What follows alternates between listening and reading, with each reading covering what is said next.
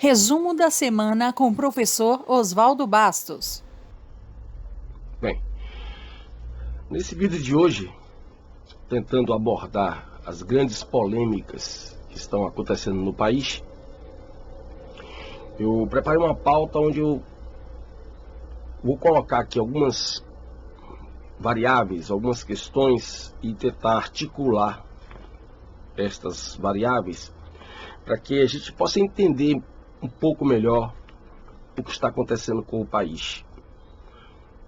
Mas antes disso eu quero agradecer aqui que durante essa semana foram muitas vendas através da livraria virtual do seminário. Quero agradecer aqui a todas as pessoas que colaboraram e pedir que continuem colaborando aqui com a compra do meu livro, porque é como você pode contribuir com o canal e com a minha produção acadêmica. Todos os meus 3 livros foram produções independentes e sem nenhum apoio financeiro de instituição nenhuma, nem pública nem privada, e a partir do momento que você colabora, você está ajudando a minha produção acadêmica e também o aperfeiçoamento do canal. Pedir também que as pessoas que às vezes reclamam, microfone, câmera, etc., que também contribuam. Você tem 3 contas bancárias que você pode contribuir com a quantia que você quiser, tá certo?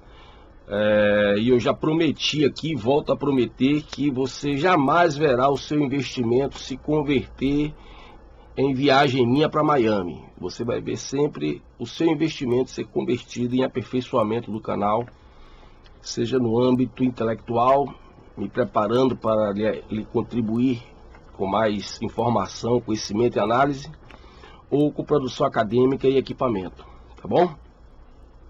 Muito bem. Vamos começar pela questão que eu já não vou aprofundar, porque eu já falei isso, é um tema muito recorrente nos meus vídeos.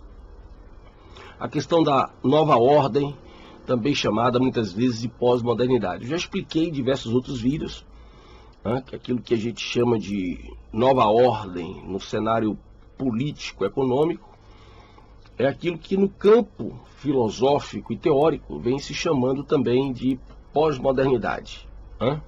Muito bem. Essa nova ordem, na verdade, ela é uma reconfiguração geopolítica e que tem como suporte muito importante a discussão teórica da sua alma gêmea pós-modernidade.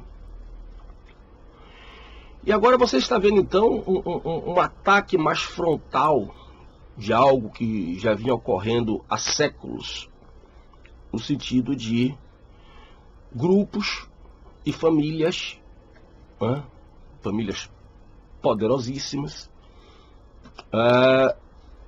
que estão por trás desses chamados as mega empresas, o mega capitalismo,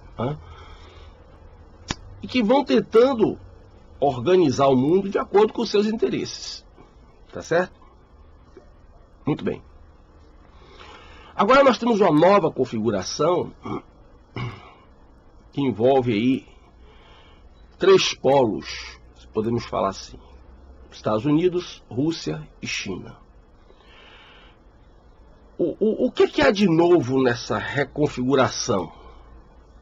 O que há de novo é principalmente a reformulação teórica para que esse projeto possa ganhar a dimensão que vem ganhando,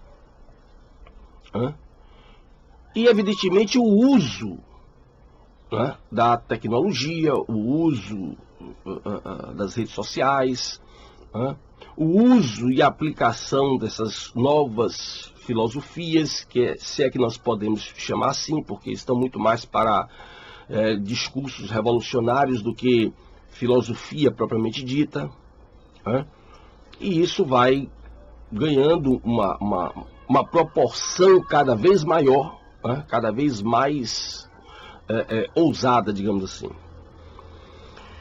E é nesse cenário que entra o Brasil.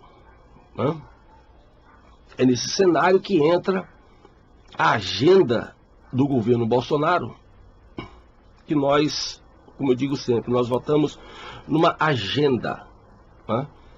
Uma agenda espelhada num homem, né? Num candidato, agora presidente, mas nós não votamos na pessoa pura e simplesmente. Nós votamos numa agenda que aquela pessoa propôs durante toda a sua campanha e que já tinha um histórico defendendo boa parte das ideias que vieram compor esta agenda. Ainda nesse cenário da América Latina, do Brasil e da América Latina, nós vamos ver mais recentemente a implantação da chamada doutrina Pátria Grande, que eu já expus também em diversos outros vídeos. E doutrina essa capitaneada primeiramente pela dona Organização das Nações Unidas, o que eu costumo chamar de a Catedral do Satanás. E logo se enramando por diversas ONGs, fundações, instituições públicas. E temos como exemplo aí, mais próximo disso, dessa articulação, o Pacto de Princeton, que veio inclusive primeiro, e o mais recente, mais falado aqui no Brasil, o chamado Foro de São Paulo. O grande exemplo disso aí está exatamente na situação da Venezuela, mas também da Bolívia, do Peru, da Argentina, do Uruguai, do Paraguai. Os principais países da América Latina, só para falar da América Latina, não vou me remeter aqui à América Central. E evidentemente que o comunismo, ganha ele o nome que ganhar, sandinismo, bolivarianismo, etc., ele vai passando por adaptações necessárias à sua sobrevivência. E essas adaptações, quando implantadas, elas também implicam etapas desse projeto, da implantação desse projeto. E como eu tenho falado muitas vezes, você não implanta uma ditadura comunista com uma população altiva, com a população otimista, com pessoas trabalhando, gerando suas próprias rendas, consumindo, progredindo na vida. Você não implanta o comunismo assim. Para você implantar o comunismo, você tem que destruir aquele país. Você tem que desorganizar aquela sociedade. Você tem que fragmentar o tecido social. Você tem que desmoralizar as pessoas para que elas, naquela situação vexatória, muitas vezes não enxergando nenhuma outra perspectiva à frente, elas possam aderir à proposta comunista, que implica necessariamente, em primeiro lugar, o cerceamento de todas as liberdades individuais e da famosa propriedade privada. Muito bem. Em rápida síntese, ocorre o que na Venezuela? As pessoas começaram a votar. Vamos admitir que não teve fraude nas eleições da Venezuela. Vamos supor, as pessoas começaram a votar no Hugo Chávez, que prometia, como sempre, como todo comunista, trazer o paraíso para a terra. Muito bem. Logo, logo, o seu Hugo Chávez adota as chamadas medidas populistas. Não demorou muito, e um sem número de famílias recebia na porta de casa um pacote de comidas que aqui nós chamamos de cesta básica. Pouco a pouco, essas pessoas foram deixando de trabalhar, porque já viviam com pouco, eram pobres. Aquele pouco que era doado, para elas, era o suficiente. Logo, logo, mais adiante, com a desculpa de uma tal de crise do petróleo, com a desculpa da queda do valor do barril do petróleo no mercado internacional, o senhor Hugo Chávez corta o fornecimento dessas bolsas. Em poucos dias, a população se viu sem comida. E evidentemente que os discursos revolucionários continuaram. A culpa é da elite, a culpa é dos Estados Unidos, sempre a culpa é de alguém, nunca do próprio governo que está exatamente criando e administrando aquela situação. Muito bem. Mas há um detalhe importante nesse meio aí, que foi exatamente o desarmamento da população venezuelana. Como toda ditadura comunista, a população tem que estar desarmada. Porque no momento em que a população se viu com fome e desarmada, ela já não podia reagir à etapa seguinte da concretização da implantação do comunismo na Venezuela, porque ela não tinha como enfrentar as forças de segurança do Estado, assim como as diversas milícias que o governo de Hugo Chávez havia criado. Gente do próprio povo que foi cooptada e armada para reprimir e matar o seu próprio povo. Muito bem. O Brasil, como é um país de dimensões continental, todos sabemos, essas etapas elas vão se dar de forma mais gradual. Eu diria até um pouco mais lenta. Mas se você fizer uma análise comparativa entre o Brasil e os demais países da América Latina, você vai ver que o projeto é o mesmo. As etapas são a mesma. Leve o tempo que levar para serem implementadas.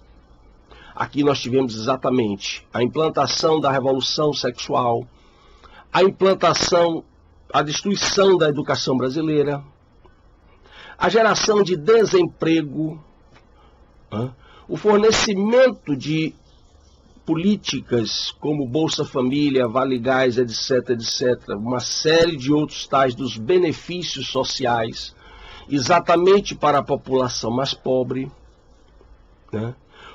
A infiltração, o que a gente chama de aparelhamento nas instituições de Estado, e isso tudo chega em um determinado momento que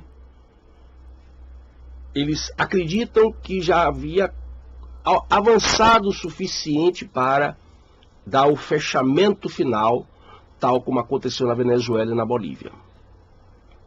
Muito bem. Como eu sempre digo, já falei em outros vídeos, graças ao bom Deus, eles erraram no cálculo. E não foi assim que o governo Dilma terminou no impeachment, que eu também não vou aqui adentrar sobre essa questão. Nesse contexto, vai se destacando o Bolsonaro com uma agenda completamente contrária a esse discurso globalista.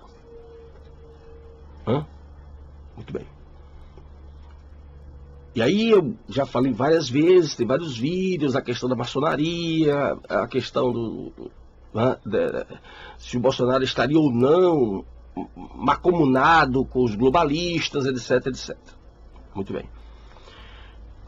E eu falei várias vezes que era preciso estar atento ao discurso do Bolsonaro, porque já no período de campanha, o discurso dele era completamente contrário à agenda globalista.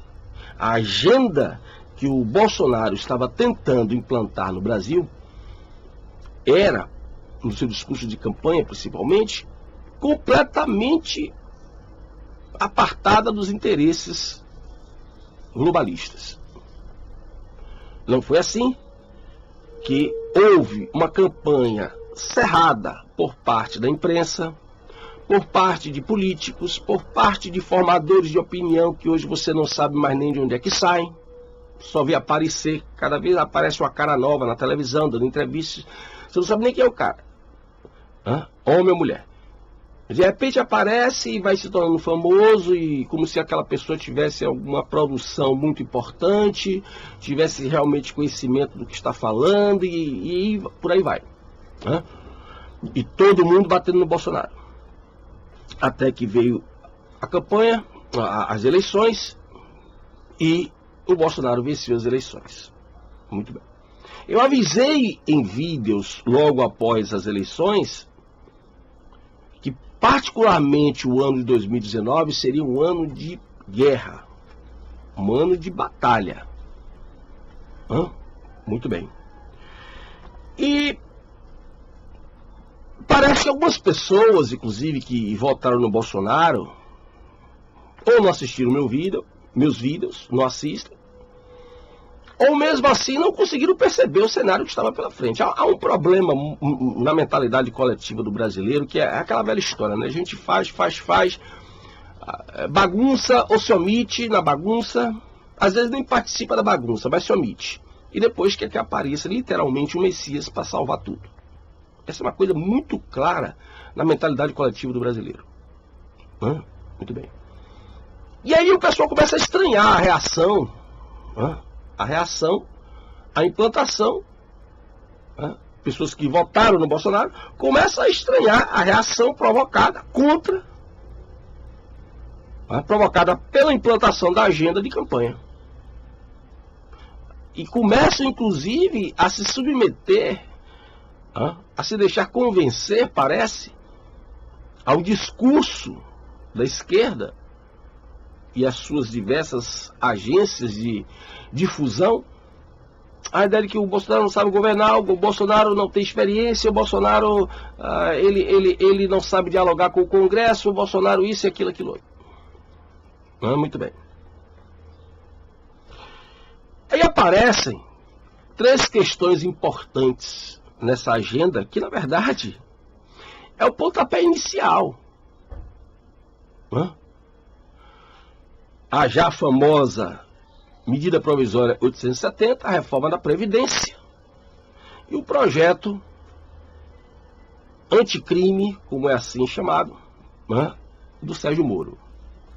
Isso aí, gente, é apenas o pontapé inicial. O Bolsonaro, ele está enfrentando exatamente, na sua devida proporção e contextualização, exatamente o que o Donald Trump esteve e ainda está enfrentando nos Estados Unidos, que é o resultado do trabalho do Sr. Barack Obama, um comunista conhecido nos Estados Unidos. Aqui no Brasil ele virou o bonitinho da mídia. Mas nos Estados Unidos, o Sr. Barack Obama, ele já era conhecido, inclusive, como pertencente à ala radical do Partido Democrata. O Partido Democrata hoje, propriedade, praticamente isso, do Sr. Jorge Soros. O Sr. Barack Obama, garoto propaganda da agenda do Jorge Soros, juntamente com a senhora Hillary Clinton. Hoje o Donald Trump está passando, ainda passa hoje, por tremendos sufocos. O desaparelhar um Estado não é fácil. Aí eu vejo gente, inclusive, que votou no Bolsonaro, que é contra a privatização. Bom, eu quero que você me explique por quê que o Brasil é o único país não declaradamente comunista que tem o maior número de estatais do mundo. Por que que os outros países podem viver com 5, 10, 15, 20 estatais? Nós temos que ter, no mínimo, falando das principais, entre 180 a 200. Aí se fala que vai privatizar, vai desabar o Brasil, que não sei o que, aquela coisa toda. Não tem jeito. O que é que você quer? Por que que você está vendo hoje o Bolsonaro com esta crise com o Congresso? Porque existe um sem número de estatais e os congressistas querem nomear os seus afiliados para essas estatais. Aí depois, quando você descobre esquemas de corrupção, você também reclama. Você tem que escolher. Ou você enxuga o tamanho do Estado, em todas as suas dimensões de atuação. A começar pela redução de ministérios. Por que tanto apego aos 29 ministérios que foram estabelecidos pela dona Dilma Rousseff? Começados por Lula e completado o projeto com dona Dilma Rousseff.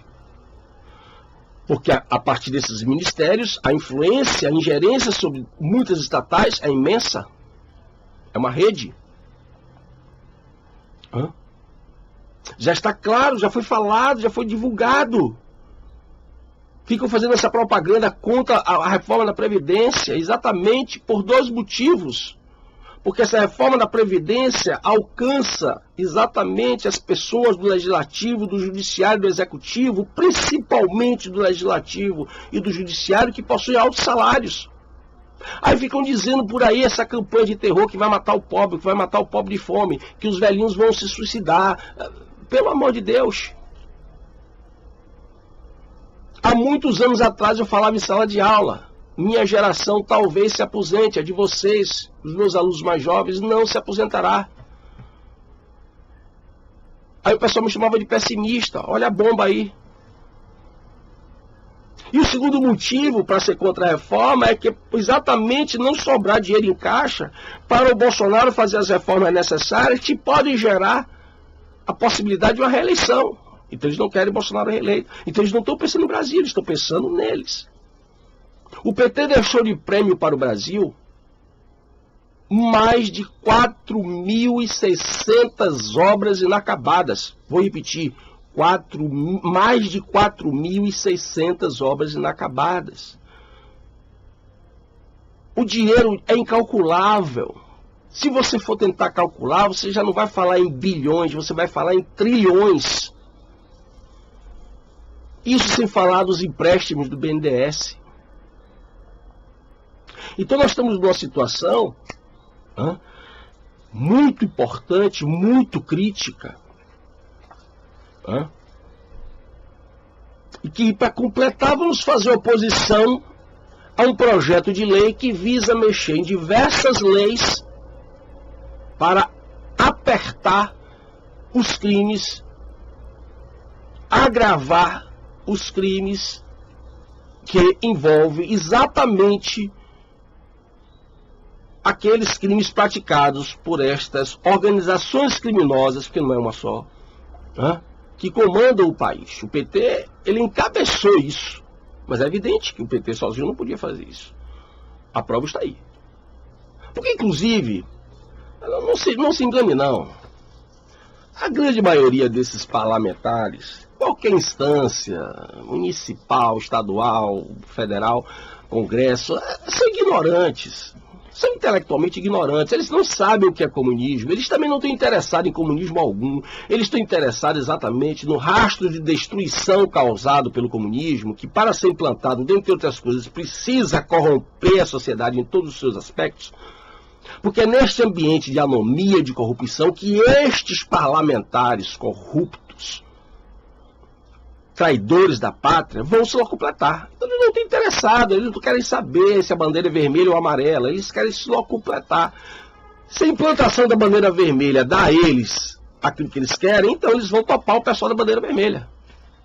Se é o comunismo que favorece eles a se locupletarem do dinheiro público, eles vão defender a implantação do comunismo. Mas mesmo que eles sejam comunistas, idealizadores da implantação da ditadura proletariada, eles nem sabem o que é isso. Eles nunca leram nada de comunismo. Eles querem se beneficiar de um ambiente corrupto, de um ambiente imoral, instituições frágeis. Aí quando aparece um juiz experiente, conhecedor da matéria, que vai para o cargo de ministro da Justiça, que inclusive essa briga do COAF entre o Ministério da Justiça e o Ministério da Economia é antiga, não é da agora. E por que estava no Ministério da Economia? Exatamente para que essas organizações criminosas pudessem trabalhar com desenvoltura. Aquela pergunta que até hoje não tem resposta. A pergunta que até hoje não tem resposta. Como foi que o PT e os seus correligionários, os seus partidos satélites, conseguiram quebrar o Brasil? O COAF e a Receita não perceberam nada disso. Esta pergunta ainda não tem resposta. Como é que a PGR, Ministério Público, Controladoria Geral da União, tudo, equipamentos de última geração, não conseguiram detectar toda esta ação criminosa contra a nação brasileira? Aparelhamento. Lógico. Os funcionários honestos dentro das instituições, negligenciados, ofuscados, às vezes até perseguidos, pelos seus próprios colegas, inclusive, colocados de canto, colocados em cargos menores, e aqueles mais defensores da bandeira vermelha, colocados em cargos chaves para que as instituições caminhassem de acordo com os interesses da implantação do projeto do PT e seus partidos satélites no Brasil. Simples assim. Todo mundo na Receita estava macomunado, todo mundo no Ministério Público, todo mundo da Controladoria Geral da União. Não, senhor. Mas basta você botar em postos chaves de comando gente sua, que você controla as instituições do jeito que você quer. Isso é o óbvio. O que eu quero saber é por que essas instituições tão renomadas, com profissionais tão capacitados, que possuem tecnologia de ponta, que não deixa a desejar para nenhuma outra agência semelhante, nenhum outro país, como é que essas agências não conseguiram detectar aquilo que estava acontecendo? E aliás, o que é pior, às vezes até detectaram. Mas por que não puderam denunciar? Esta é uma outra pergunta importante. Então, daí, por que a rejeição a este início de implantação da agenda? Início do governo Bolsonaro. Aí você tem artistas, você tem supostos intelectuais, formadores de opinião, repórteres, isso sem falar nos políticos, fazendo essa onda de terror que o Brasil vai se acabar porque Bolsonaro está no governo. E o que é pior, ainda acusam o Bolsonaro de estar a caminho da implantação da ditadura. Bom, veja bem, existe uma questão aí com os militares que eu vou ser mais cauteloso em falar, até porque, como eu já disse aqui, esse comportamento do Mourão e agora do seu irmão de farda, o Santos Cruz, eu tô assim meio... Mas o Bolsonaro e o Paulo Guedes estão querendo reduzir o tamanho do Estado. Você não tem ditadura com o Estado mínimo. Para você ter uma ditadura, você tem que ter um mega Estado. Você tem que ampliar o Estado, porque o Estado tem que dominar a sua vida, ele tem que lhe controlar, ele tem que reprimir em todas as instâncias. Então o projeto do Bolsonaro, o projeto do Sérgio Moro, o projeto do Paulo Guedes, eles são completamente contrários à implantação de uma ditadura. Agora, se você tem cultura e inteligência para perceber isso, tudo bem. Se não tem, você vai ficar por aí arrotando porcaria, dizendo que o Bolsonaro quer implantar a ditadura. O Bolsonaro quer trazer o neoliberalismo para o Brasil. Essas maluquices que o pessoal fica falando aí, porque ninguém estuda mais nada, ninguém lê mais nada. Não, e perder a capacidade de entender as coisas que estão acontecendo na frente do próprio nariz. Não é isso? Muito bem. E aí aparece o nosso agora, o nosso queridinho MBL, dando este golpe quase sensacional. E aí a gente vai futucar aí, já está saindo aí nas redes sociais, o pessoal está futucando aí o que é esse MBL, Eu acabei por descobrir, que eu já sabia, mas eu queria ter certeza para passar informações precisas. O MBL como a versão brasileira dos movimentos revolucionários, libertários americanos, o Students for Liberty e o Atlas Network, dois think tanks financiados pelos milionários de esquerda norte-americanos, que elaboraram esta versão brasileira para aqui implantar esta tal agenda liberal. Eu sempre chamo a atenção, cuidado com essa expressão liberal. Porque nos Estados Unidos, a esquerda chama de liberal, na verdade, o que se chama usualmente de socialismo. Isso você precisa ter atenção. Essa definição de conceitos e essa separação, eu levei muito tempo para entender isso. Eu tive que estudar muito, ler alguns livros importantes para poder entender esse jogo que estava acontecendo, usando esse termo liberalismo por parte agora da esquerda. E que você vê que, inclusive, aqui no Brasil, boa parte da esquerda, às vezes, também se utiliza dessa expressão. Então, o que os americanos hoje, a esquerda americana chama de liberalismo, entenda sem nenhuma dúvida que é o que nós chamamos de socialismo. Porque, na verdade, eles pegam as raízes libertárias do iluminismo, inclusive a questão da revolução sexual, que eu tanto tenho tratado aqui no meu canal, e pouco a pouco essas ideias libertárias dos iluministas, particularmente franceses, não só, elas vão pouco a pouco sendo adaptadas à agenda socialista, particularmente a partir do século XX. Não por acaso, se você prestar atenção, o MBL ele fez um jogo muito sorrateiro.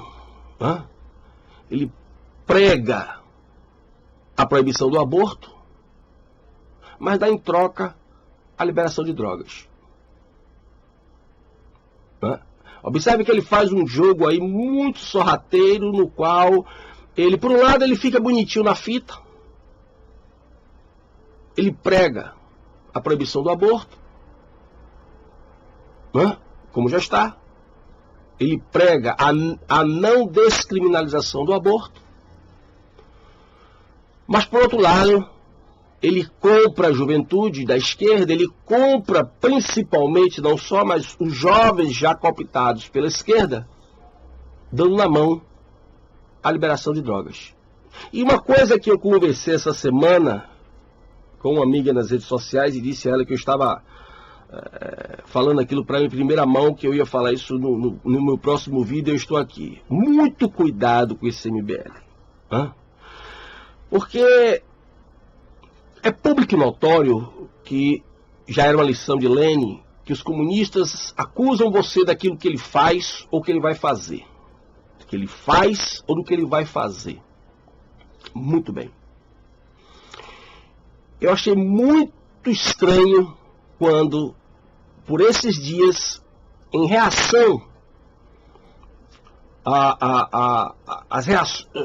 em relação às reações que o MBL sofreu nas redes sociais, que os seus principais membros começaram a falar de milícias de Bolsonaro. Houve até artistas que antes defendiam a bandeira de Bolsonaro e que passaram também a falar nesse termo, milícias de Bolsonaro, nas redes sociais. Eu fiquei muito atento a isto.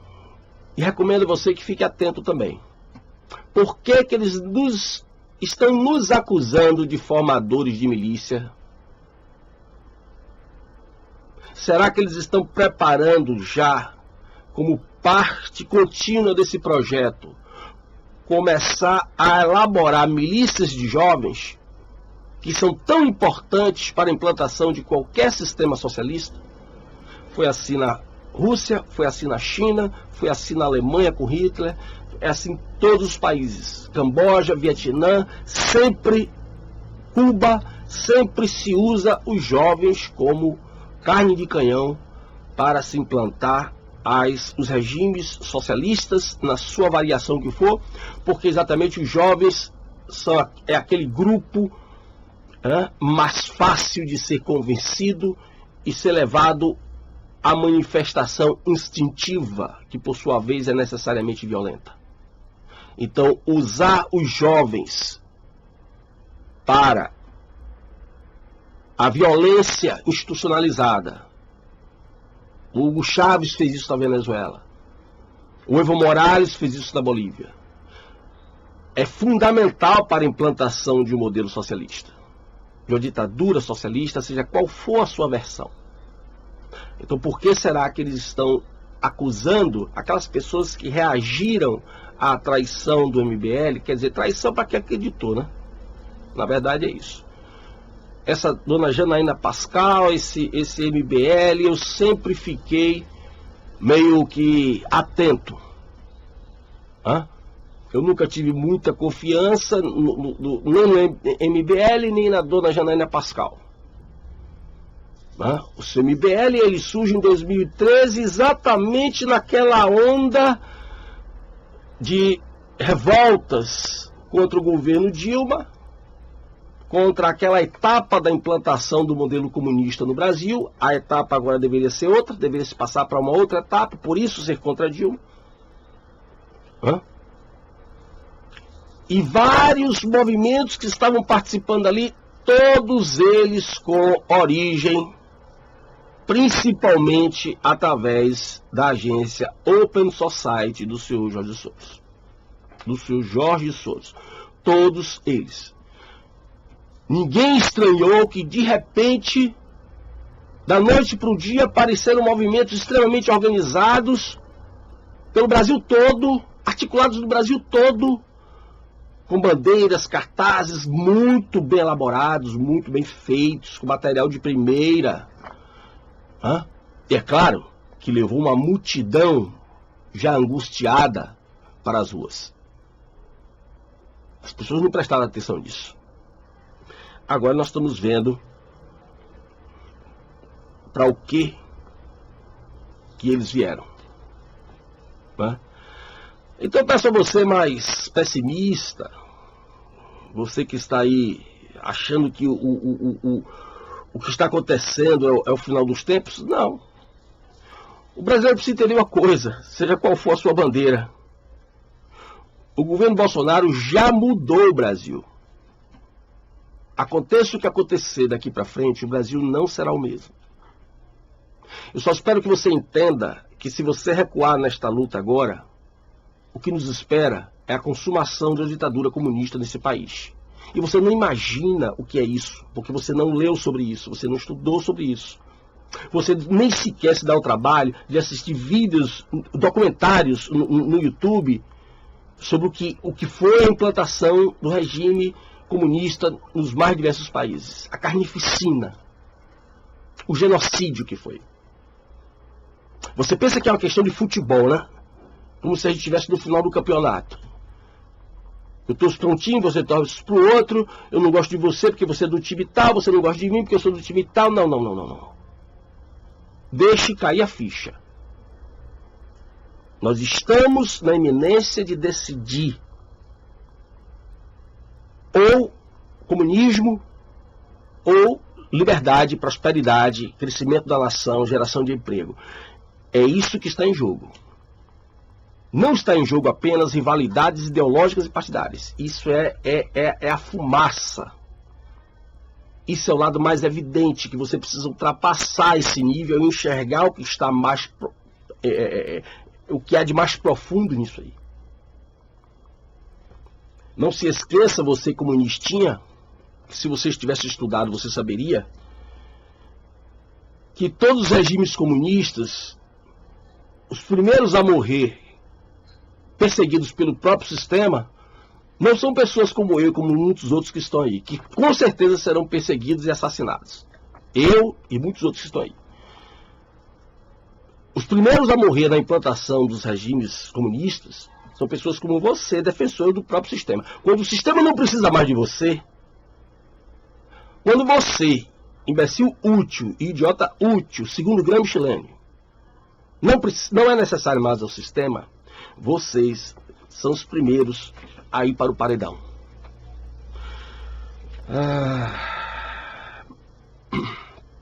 Eu espero que esse vídeo te esclareça alguma coisa.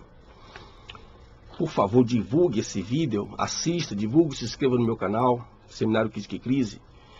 E não esqueça que agora, domingo, 26 de maio, é um momento crucial para nós começarmos a reforçar a ideia de que, de fato, se o governo, se todo o poder manda do povo, nós vamos mostrar isso nas ruas. Não esqueça que o que está em jogo é o futuro do país e você está no meio. Não se acovarde. Não desista. Não fique vendo pessimismo em tudo, que tudo está se acabando. Esta é a guerra que estava prevista para acontecer. E você está sendo parte desse momento crucial da história do nosso país. Eu, você e todos os demais. Se nós sobrevivermos, se não for implantada a ditadura comunista e eu vier a morrer, e outros que estão aí perseguidos, assassinados, poderemos contar a história para os nossos netos, que um dia nós lutamos pela liberdade que eles lá estarão desfrutando. Que nós lutamos pela prosperidade, pela segurança, que um dia eles lá estarão desfrutando. E se eu morrer, e outros que estão por aí bradando também vierem a ser perseguidos e assassinados, alguém viverá para contar. Alguém irá distribuir essa semente. E lá adiante, novas gerações, pessoas dessas novas gerações irão se levantar contra toda e qualquer ditadura. Muito obrigado pela sua atenção.